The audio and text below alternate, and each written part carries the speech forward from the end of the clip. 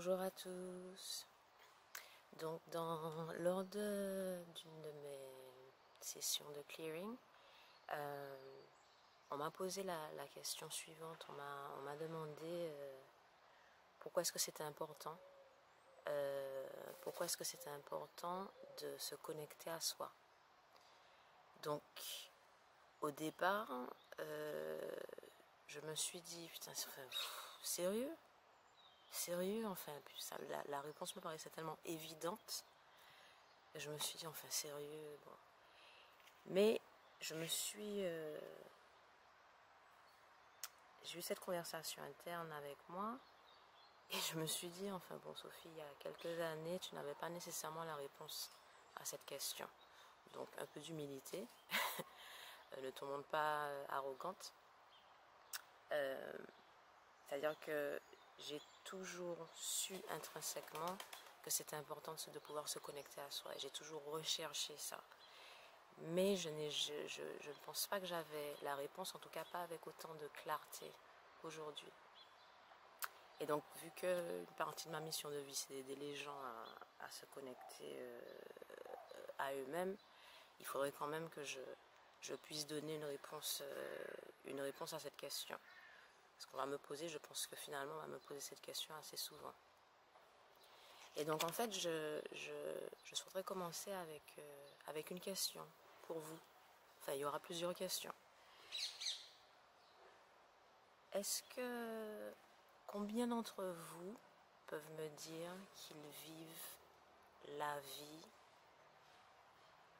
exactement la vie qu'ils désirent, qu'ils sont en train de vivre leur rêve, en train d'atteindre leur rêve, vraiment la vie qu'ils désirent, que les choses qu'ils font sont des choses qui les remplissent, qui les passionnent, qui mettent leur âme en feu. Combien d'entre vous? Et au-delà de ça, est-ce que vous savez ce qui vous passionne? Est-ce que vous savez ce que vous voulez réellement, au plus profond de vous, ce que vous voulez faire? Ce que vous voulez... j'ai pas le mot en français. Achieve. Ce que vous voulez, les rêves que vous avez. Est-ce que vous savez? Est-ce que vous avez ce qui vous passionne? Et je vais poser une question un petit peu plus concrète. La dernière fois que vous avez pris une décision importante, qu'est-ce qui vous a guidé dans cette décision? Qu'est-ce qui vous a guidé? Qu'est-ce qui vous a permis? Quels sont les éléments qui vous ont permis de prendre cette décision? Est-ce que c'était les opinions des autres, de la famille, des amis, de la société, des médias, de la morale? Est-ce que vous avez pris la décision parce que c'était la bonne chose à faire selon la morale qui nous a été dictée? Je pose la question parce que on est tellement déconnecté de nous-mêmes que la plupart des décisions qu'on prend, ces décisions sont motivées par des éléments qui sont extérieurs à nous. Donc on va prendre des décisions par rapport à l'opinion des autres, basées sur l'opinion des autres, par peur du jugement. On va prendre des décisions en réaction à quelque chose, par colère, par conformité, par culpabilité, honte, besoin d'appartenir à un groupe. Donc on prend la décision du groupe, on suit le groupe dans sa décision. Et donc en fait, aucune de ces décisions n'est motivée réellement par nous, par ce que nous voulons, nous.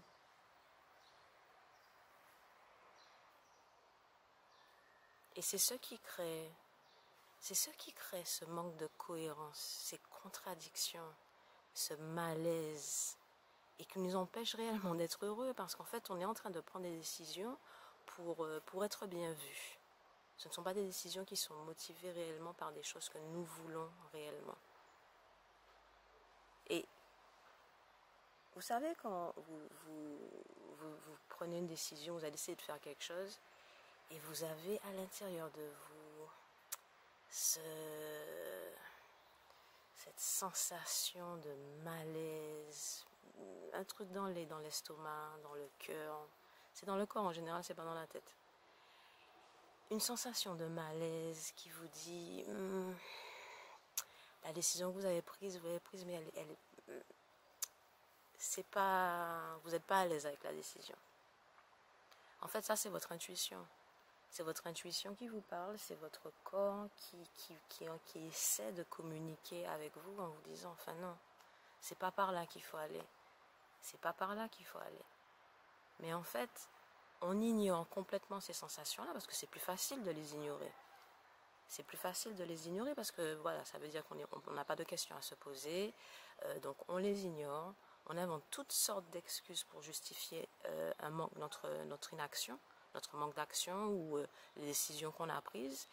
Et au-delà de ça, quand on nous met en face de nos propres incohérences, les réactions, c'est de la colère, on se met sur la défensive, on joue la victime. Posez-vous la question la prochaine fois qu'on vous met en face de vos contradictions et que votre réaction c'est d'être sur la défensive, vous énerver. Si vous réagissez comme ça, c'est parce que vous-même vous n'êtes pas à l'aise avec votre décision. Et pourquoi vous n'êtes pas à l'aise avec votre décision? Parce que vous avez pris une décision basée sur des éléments qui ne vous correspondent pas. Et en fait, la connexion à soi, c'est la connexion à notre corps.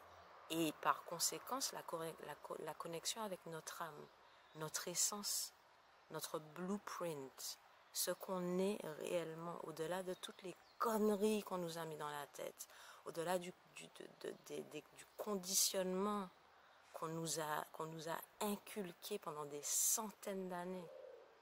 C'est ça, c'est cette connexion-là qui va vous permettre de savoir exactement ce que vous voulez et de prendre des décisions qui sont alignées avec vous-même, qui sont cohérentes et que vous prenez depuis votre intégrité, mais votre intégrité à vous, pas l'intégrité qu'on vous a dit qu'il fallait avoir. Et c'est cette connexion-là, c'est cette connexion à soi qui nous donne accès à notre splendeur unique, parce qu'on est unique en fait. On est unique et c'est pour ça que c'est tellement important d'être connecté à soi pour savoir exactement ce qui nous correspond, parce que ce qui nous correspond ne correspond pas aux autres. Et c'est pour ça que c'est vital en fait. Et je dis pas, j'en parle de cette manière parce que c'est quelque chose qui me passionne, mais je sais que c'est pas facile.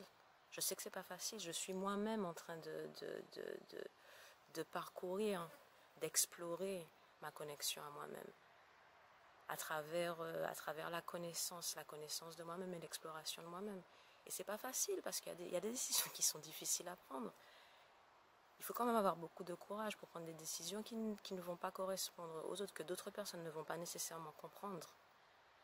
Ou de suivre votre parcours, de suivre votre mission de vie. Et ça va en général à l'encontre de tout ce qu'on nous a inculqué. C'est pas facile de se rendre compte que pendant des années, on a eu des croyances en fait qui ne nous correspondaient pas. Non. C'est pas facile, ça demande du courage, ça demande de la discipline, ça demande de la force.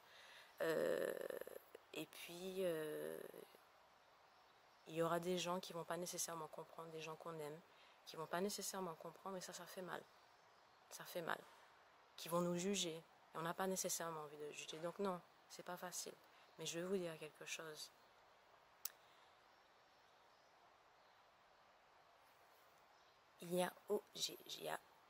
C'est maintenant impossible pour moi de retourner en arrière. Et ça va sans doute me prendre toute une vie pour pouvoir vraiment avoir cette connexion complète à moi-même et vivre ma vie complètement basée sur mon intégrité, sur ce que je suis. Sans doute. Mais ce que je peux vous dire aussi, c'est que je pense que ça réellement, c'est la clé du bonheur.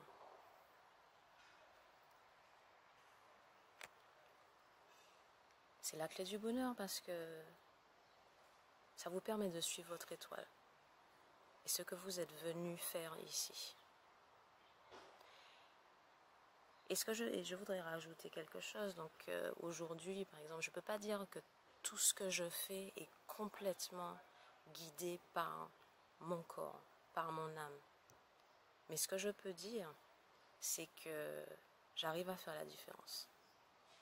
Automatiquement, je sais quand je fais quelque chose, je sais si ça a été dicté par mon ego ou par des éléments externes à moi, ou alors si ça a été vraiment une décision qui vient de moi et qui vient de mon âme. Et je vais rajouter que ça devient de plus en plus difficile de prendre des décisions guidées par l'ego. Parce qu'en fait, quand ce sont des décisions qui ne sont pas alignées avec moi-même, je le sens dans tout mon corps. Mon corps me le dit, mon corps me hurle que ces décisions-là ne sont pas alignées. Donc ça devient de plus en plus difficile d'ignorer mon corps. Mais ce que je ressens avec cette connexion, c'est de plus en plus cette puissance, cette détermination et cette paix, cette sérénité. Parce que je sais que ce que je le fais pour moi et je sais ce que ça représente pour moi. Et je vais vous donner un exemple concret de la bataille qu'il y a entre l'ego et l'âme. C'est mon âme qui m'a presque ordonné de partager ce message avec vous. Depuis hier, j'ai envie de partager ça. Le truc est dans ma tête. Enfin, c'est vraiment, je le sens dans tous mes pores, quoi, que j'avais envie de partager ce message. Mais j'aime pas faire de vidéos. J'aime pas faire de vidéos parce que je me sens exposée, parce que je me sens vulnérable. Et donc mon ego a trouvé toutes sortes d'excuses depuis hier. Je tournais en rond, Je tournais en rond parce qu'il y avait mon âme qui était en train de me dire partage le message. Et puis il y avait mon ego de l'autre côté qui disait mais non, mais tu as la vaisselle à faire. Non, mais fais un petit peu de yoga avant, comme ça tu seras bien préparé. Toutes sortes d'excuses parce qu'en fait il y avait de la résistance à faire la vidéo. Et le fait de savoir, de pouvoir faire la différence, ben je me suis fait violence. Et je me suis dit non Sophie, arrête les conneries, tu sais que c'est de la résistance, tu sais que ce sont des excuses, tu sais que c'est l'ego qui essaie de te dire ça. Donc ego, je te remercie d'essayer de me protéger, mais je vais faire la vidéo. Et voilà, et donc j'ai fait la vidéo. Donc c'était juste un petit exemple pour vous dire maintenant la façon dont on est capable quand même de faire la différence entre ce qui motive nos décisions. Et je souhaiterais terminer avec un petit message. Nous avons toutes les réponses à nos questions. Ces réponses-là, nous les avons déjà. Elles sont à l'intérieur de nous. Notre corps et par conséquent notre âme a déjà toutes les questions à nos réponses. Mais non seulement on a oublié ce qu'on sait, mais on a oublié qu'on a oublié.